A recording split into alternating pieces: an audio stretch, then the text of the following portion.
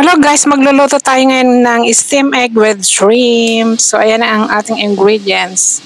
Egg, shrimps, chicken broth. So umpisa na nating mag-prepare. Biyakin lang ang itlog at i-shake ng mabuti.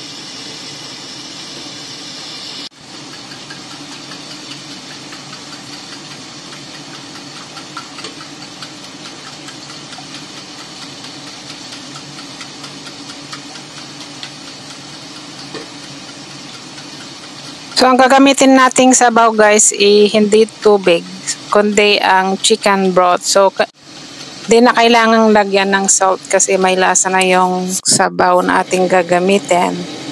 So yung kalahating egg na ganyan guys is 1 egg is equal to 2. So yung isang itlog, 2 sukat na ganyan ang sukat para maganda yung blending.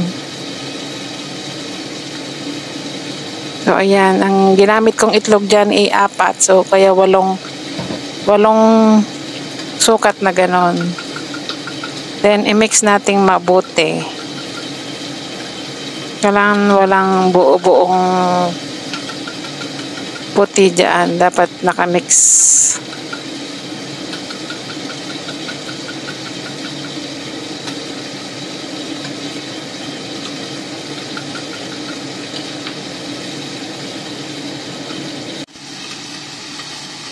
Then, ilagay na natin yung shrimp. Pwede rin kayong gumamit ng minced meat pag gusto nyo, pero yung ginamit ko dito ay shrimp. Malasa din kasi yung shrimp or hipon. So, ayan. Pwede na nating i-steam.